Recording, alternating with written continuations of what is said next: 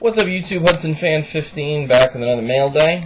Start off with a contest win. I've been entering on Sports Card Info, and Andrew was good enough to select me as winner. This has my name on it and my address, so I'd rather not show it. But the prize is sent quickly via PWE. Ross Ollendorf, auto for the Yankees. So that will wind up with a Yankees fan in the future. Thank you, Andrew. Next up from Instagram, got a message from Eric at Trubloocards. Your Tim Hudson collection is insane. Glad I could help add to it. Thanks, Eric. So I appreciate that. If you're on Instagram, go hit up Eric.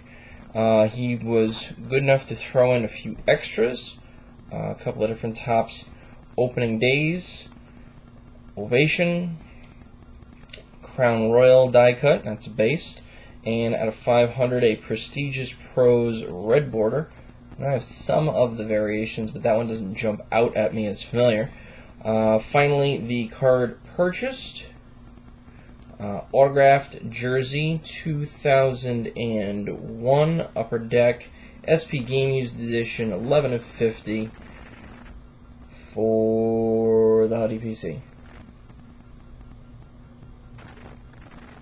So very nice on-card auto signed right across his backside there above the jersey window. Although with that layout, I don't know where else you would sign it where it would make any sense. So that is probably a good decision on his part. So Eric, I want to thank you for the deal on that one. And the most recent Ricky's House of Cards, Ricky Russo. I don't think there were any Colts anyway, but I asked for the personally flung select NFL Draft 2017 tight end number 5 XRC redemption. Just this is more Russo PC than anything else, because obviously we have no idea who the pick's going to be, but just the fact that he pulled it and then frisbeed it across the room during a video, I thought that was pretty funny. So that is YouTube PC for sure. On to just a few pickups. Marvin Harrison plate from Plates and Patches from this year's Prism.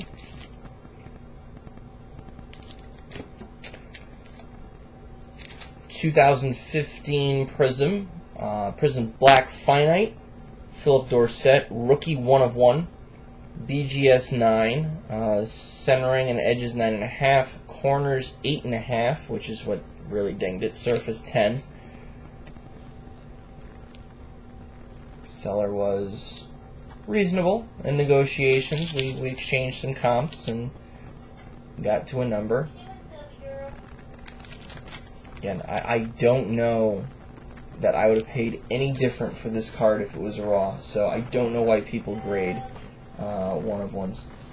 I mean, that's just me. I mean, if you want to get something slabbed, that's fine, but especially printing plates, because they're always going to be, almost always, unless they're those framed ones, going to be this 7.5, 8 range. I don't know why people grade 1 of 1s. Love these. I think this is the 4th copy I have out of the 15, number 13 of 15, 2011 Topps Marquee Monumental Markings Dual On-Card Auto, John Smoltz and Huddy.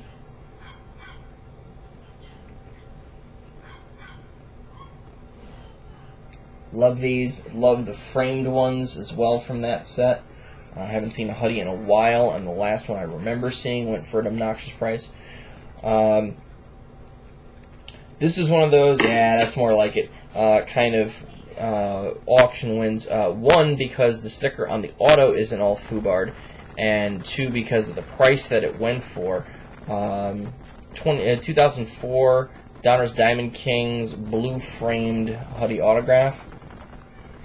Kind of a dirty mag face, so I wanted you guys to get a clear shot of that, and that is a 1 of 1.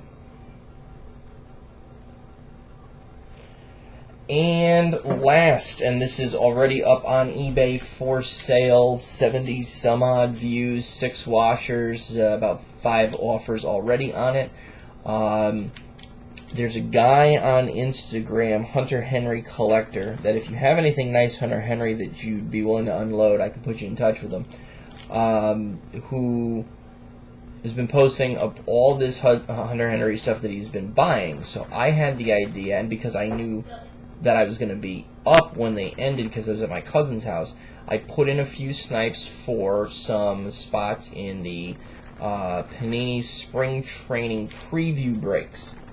And I wound up getting the Ravens and the Chargers in the second case. And I got skunked with the Ravens, but instead of getting a Hunter Henry or a Joey Bosa, did land the 2016 National Treasures Colossal Signatures NFL Logo Shield Autograph 1 of 1 of Keenan Allen. So now here's what complicates this. Number one, it's a little bit more obvious on the eBay scan, but I don't know if you can see right above where the ball is and right in between those 2 stars there. The foil is not perfect right out of the package. So I almost was considering sending it in as a damage replacement, but we'll see if I can unload it quick or not. And I don't ship autographed items to California. I became aware of last September. I may or may not, I don't remember if I've ever talked about this on YouTube or not. Somebody sent me a link, or I just stumbled across in my random hobby searches this article about this California law AB 1570. And if you haven't heard of it, look it up.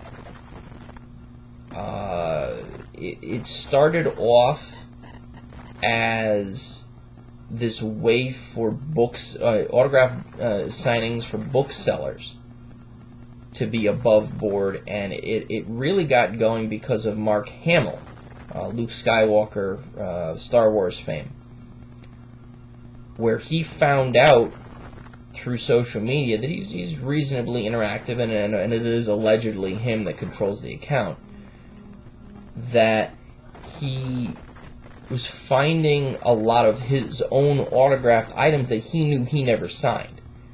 So they were forgeries.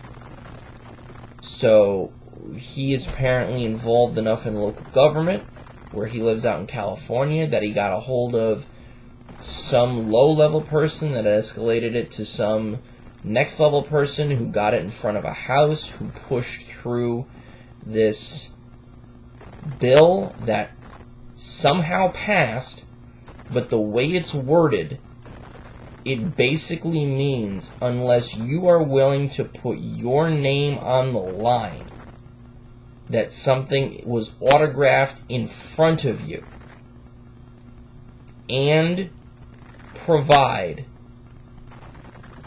I believe it's an 11-point certificate of authenticity including your name and address, and keep record of it for, I think it was either 5 or 7 years of the sale, you can't sell something for more than $5 if it's billed as as both autographed and a collectible in the state of California. I've seen people off and on mention this, but when I saw this, and then I saw it actually go into effect, I remember searching it over that weekend for New Year's, and I ran across this site, I think it was out of Georgia, that sold autographed items. And I don't know if they were hooked up with like a group like TriStar or something like that. I know there's a lot of athletes and a lot of, like, the spring training stuff is in Florida, and if they're in Georgia with all the pro teams there, who knows. But they had this whole disclaimer on their website, which I sort of reworded and have now put in all of my eBay listings, and so far have already had one person from the state of California not read it, buy an item, and I canceled the sale, which basically states, because of this law, I'm not willing to sell to anything autographed to anybody in California, because I don't know what their definition of an agent would be. It sounds like the way it's worded, it's anybody who participates in eBay could be considered an agent of sale. And by describing an item, which if you don't put the word autographed in it, it completely devalues your listing, or doesn't key in the right search results, that you could be held liable. So, and then one person I saw subsequently posted something about somebody had asked a rep at eBay, and the rep at eBay said, well, we're not legal experts, but for right now, and there's no way to stop somebody from California pulling the trigger and buying one of your items. It doesn't let you block just the state of California if you have the autograph description in there, but don't honor the sale. So basically they want people to put stuff up for sale, risk it getting sold to somebody in California when they know there's a law in the books that potentially prevents it, and you as a seller risk negative feedback for somebody who's pissed that they canceled, their order got canceled just because they didn't read, because they have the right to do that. And then you've got to burn one of your free relists, or if you're already pushing into it, pay to relist that same item because of an illiterate buyer, while also having to wait for a credit for the final value fees. So it's a big mess. It's a big mess, and eBay's non-responsive to it, and the people in California don't seem to have completely realized, I think, the ramifications of everything that's involved with it.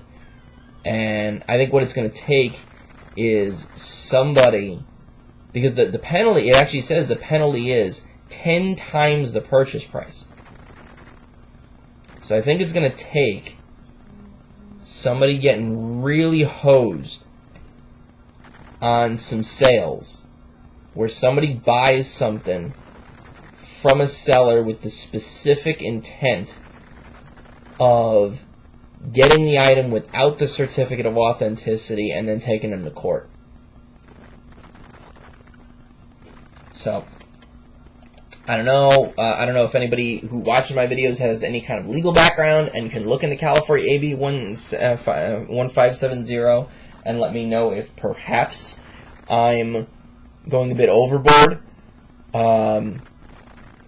You know, the whole angle of it being an online marketplace, it looked like it was worded as similar to liability of when a business has to charge sales tax, in that if the ship to destination is the state of California, that then enables the law, whether or not the seller is in the state of California.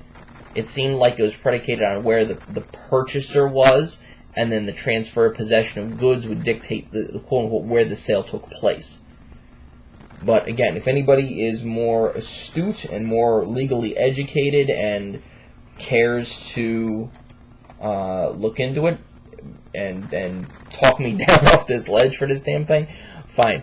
But that basically means I can't sell this Keenan Allen to anybody in California, which, if it's a San Diego Chargers item, that pretty much limits things. Either I got to catch one of the rare Hawaii fans, somebody who's a bit overzealous about them getting to Vegas, or, I don't know, somebody looking to flip it and who doesn't know about this law. So we will see. I want to thank Ricky Russo, as always, for the House of Cards, Eric Trubloocards from Instagram, and Andrew of Sports Card Info for their respective contributions.